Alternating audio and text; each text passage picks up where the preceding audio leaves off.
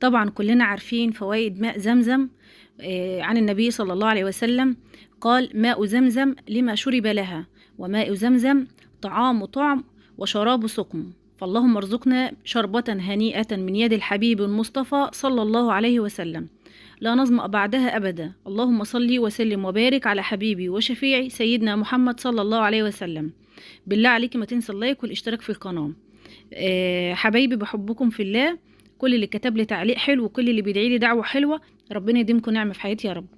طبعا أسئلة كتير بقى في التعليقات: يا ام روضة عاوزين ناخد ماء زمزم من غير ما نشتريها، عندك حل او عندك فكرة؟ انا جبت ماء زمزم معايا مصر وكل حبايبي، وهديت كل حبايبي وكل اللي حواليا ماء زمزم من غير ما ادفع فيها ولا ريال. هقولك ازاي.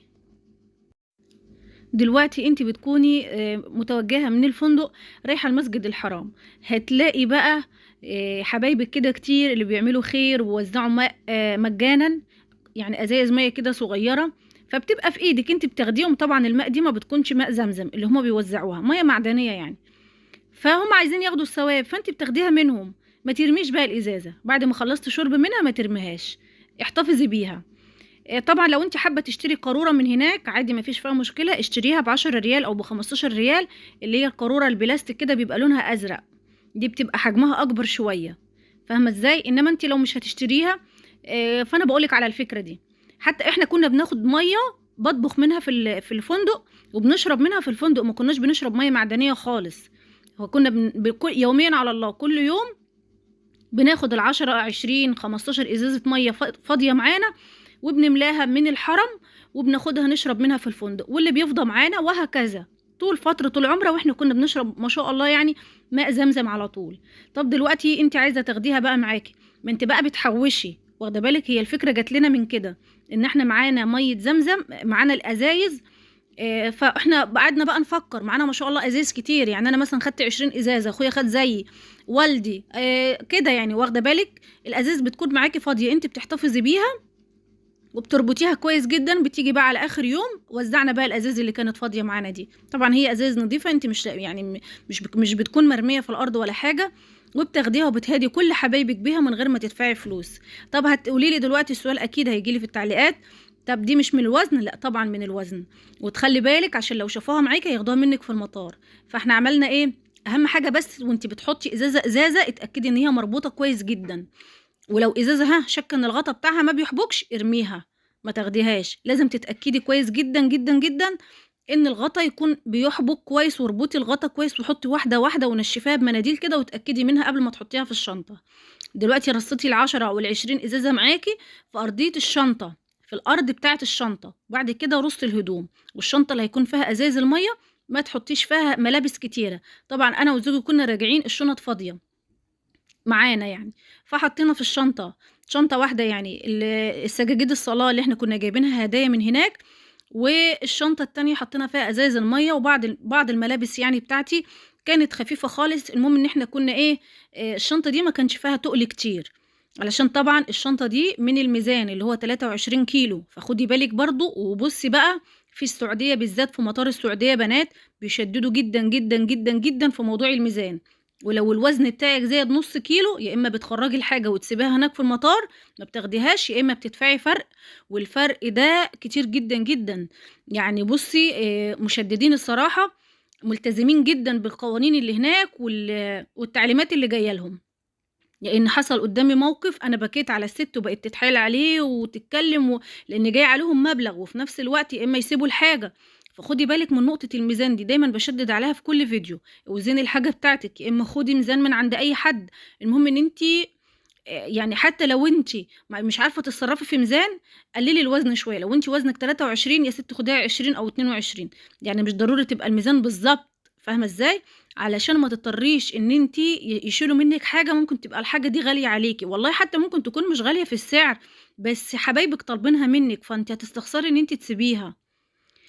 طبعا بقى اللي عاوز يشتري ازايز ميه، الازايز هناك كرتونه كده على بعضها فيها 10 ازايز، لما كنا هناك كانت ب10 ريال، ال10 ازايز ب10 ريال.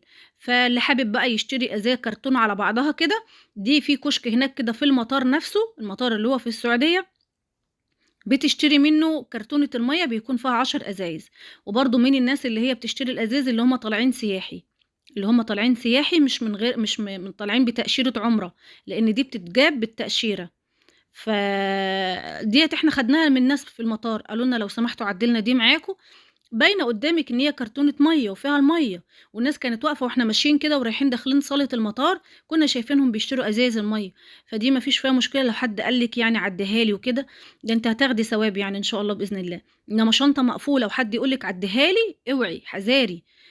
ربنا يا رب يسترها علينا وعليكم، ويبعد عننا يا رب أصحاب السوء والشر، اللهم آمين يا رب العالمين. حابة بس أفكّرِك إنِّك لو وصلتِ معايا لحد هنا من الفيديو، بالله عليكِ ما تنسي اللايك والاشتراك في القناة. إخواتي وحبايبي اللي قالوا لي في الفيديوهات اللي قبل كده ما تقوليش وما تفكّريناش وما تحلّفيناش إن إحنا نحط اللايك أو نشترك في القناة، خلّيها خالصة لوجه الله. أقسم بالله يا بنات يمكن أول مرّة أحلف ويشهد الله على كلامي إن أنا كل الفيديوهات اللي باعملها في القناة إن أنا عاملاها صدقة جارية على روحي حتى بعد مماتي، سواء بعد عُمر قريب أو عُمر بعيد، المهم دي تكون صدقة جارية عليَّ وإن شاء الله يا رب يكون ربنا يجعلها لي يا رب كده في ميزان حسناتي. فهي أصلًا كلّها لله. أنا باقول حطّوا اللايك لإن اللايك هو اللي بيخلّي الفيديو يروح عند غيرِك، فبالتالي أنا هاخد حسنات أكتر، وأنتِ برضه اللي بتحطّي اللايك هتشاركي معايا في الحسنات. فالدال على الخير كفاعله. إحنا اللهم لك ألف حمد بنصلّي على النبي كتير، وبنذكر الله كتير، وبنقول كلام مفيد برضه الحمد لله رب العالمين.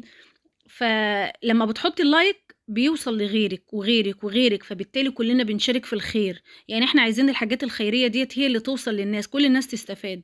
الناس بتبقى نِفْسها أقل حاجة بيبقى طالبين منِّك ماء زمزم، يعني أظن دي أقل هدية إن أنتِ هتدّيها لهم. هي قيمتها كبيرة وعظيمة، وبُصّي ما شاء الله يعني ماء زمزم دي أنتِ لو شربتيها بس بنية إن في حاجة أو أمر شاغلِك، حتى لو أمر من أمر الدنيا، ربنا هيفكه لِك وهيحله لِك. بس خلّي النية صادقة لله سبحانه وتعالى. وفي برضه أخوات قالوا لي في دورات مياه هناك علشان نِفْسها تغتسل من مرض أو من حاجة معيّنة، يعني تغتسل بماء زمزم، تقدري تشتري اللي هي القارورة الكبيرة اللي أنا باقول لِك عليها دي ب10 ريال أو 15 ريال وتمليها وتاخديها في الفندق. بس أنا ما أعرفش بقى يجوز إن أنتِ تغتسلي بيها في الحمامات والّا لأ، اللي عنده إجابة للسؤال، لإن جات لي الأسئلة دي كتير. والصراحة أنا يعني شايفة إن ماء زمزم عظيمة أوي إن إحنا يعني حتى لو اغتسلنا بيها إن هي تترمي مثلًا عزّكم الله في دورات المياه أو كده.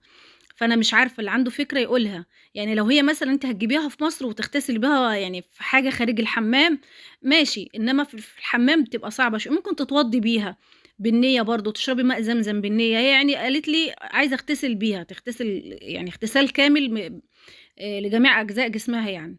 فاللي عنده أي نصيحة يقدر يكتبها لنا برضه في التعليقات، كلنا نستفاد لإن في أخوات كتير طالعين اليومين دول. ربنا يا رب يتقبلها منا ومنكم صالح الأعمال يا رب، ويجعلها عُمرة مقبولة ويمتعكم بيها وترجعوا مبسوطين وسعداء. ونصيحتي لأي حد طالع عُمرة، اتبسط وخلّيكِ فرحانة وخلّيكِ سعيدة، حتى لو قابلِك مشقة، حتى لو قابلِك تعب. الصفا والمروة تعب، يعني مش هاقول لِك سهل. السعي الطواف حول الكعبة طبعًا مع الزحام وكده وهتتعرّضي للزحام تتعرّضي لزق، خلّيكِ مبتسمة. ولو حد ادّاكِ حتى يعني يعني بُصّي خيالِك ممكن يروح فين، حد زقِّك وداس عليكِ، قومي واشكري ربنا إنه وصّلِك للمكان ده، وادعي لهم بالهداية، وادعي إن ربنا يجعل التعب اللي أنتِ تعبتيه ده في ميزان حسناتِك. أنا بس باقول لِك علشان إحنا بنبقى رايحين ومتخيلين إن إحنا هنلاقي الورود في المطار، تعالوا أنتم ما فيش غيركم. لا، لا، لأ، أنتم ما شاء الله لا قوة إلا بالله. ربنا يا رب يكتّر من المسلمين يا رب، ويهدينا ويهدي أنفسنا ويجعل كده أخلاقنا قدوة لغيرنا. فخلّي بالِك وأنتِ بتعملي العُمرة خلّيكِ سعيدة ومبسوطة بيها حتى لو كان فيها تعب وكان فيها مشقة وكان فيها جوع وكان فيها أي حاجة. المهم إن أنتِ ما تخلّيش الشيطان يلعب بدماغِك كده وأنتِ في قلبِك ويقول لِك إيه اللي جابني، أنا دفعت فلوس كتير وما استمتعتش، ده بُص بيكلموني وِحِش إزاي، ده بُص معاملتهم سيئة. معلش، معلش، كل ده في ميزان حسناتِك إن شاء الله. كل ده ربنا شايف ومُطّلع عليكِ إن شاء الله. ربنا يا رب يجعله في ميزان حسناتِك. ادعي ربنا القبول، ادعي ربنا إن ربنا يكتبها لِك تاني. هو تعب ومشقة، وبُصّي ممكن هتبقي خلاص على باب المسجد وتلاقي اللي يقول لِك يالّا برّه، يالّا برّه. هُم بيكلمونا بطريقة وحشة، بس ما تعرفيش من ضغط الناس، هُم لو ما عملوش كده الدنيا تبقى سبهللة. يعني سامحيني إن أنا باقول كده، أنا كمان بكيت هناك وعيّطت وبقيت متضايقة ومخنوقة، بس لقيت اللي بيطبطب عليَّ وبيقول لي: "لأ استحملي، ده ربنا اللي اختارِك وجابِك هنا." خلّاني كده بعد في وسط العياط أخويا طبعًا ربنا يجازيه كل خير يا رب ويشفيه ويدّي له الصحة ويبارك في عمره وفي عمر أولاده يا رب. بُصّي أنا كنت راجعة من الروضة عشان ما دخلتش مشوية من العياط، بُصّي مش عايزة أقول لِك ولحد الآن وكل ما بافتكر باعيّط.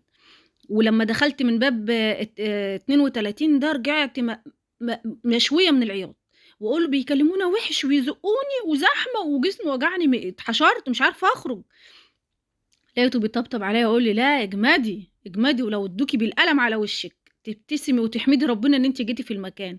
أصل ده بيبقى شغل شيطان، بيبقى مثلًا الشيطان عايز يأزّمها عليكِ شوية فيضيّع الحسنات اللي أنتِ بتعمليها. والله العظيم يا بنات، فأنا حبيت بس إن أنا أطبطب عليكم أنتم كمان وأقول لِك استحملي، ده ربنا اللي اختارِك في المكان ده وفي الوقت ده بالذات إن أنتِ تروحي وتعبديه وتصلّي ركعتين هناك، يمكن ربنا محتاج بس يسمع منِّك دعوة حلوة تدعيها له، كانت حاجة نِفْسِك فيها وإن شاء الله ربنا هيستجيب. والله يا بنات معجزات، معجزات كده بتحصل للإنسان، ومن ساعة ما رُحنا يكفي بس إن ربنا وعدِك إن بيتِك هيبقى مستور، عمرِك ما هتجوعي أبدًا، وعمرِك ما هتقعدي من غير فلوس ولا من غير حاجة، البركة في بيتِك. خلاص خلصت، اللي بيروح العُمرة ده بتبقى وسبحان الله عندِك خير وعندِك رزق في بيتِك لحد لمّا ربنا يكتبها لِك تاني، فربنا يا رب يكتبها لنا مرارًا وتكرارًا، اللهم آمين يا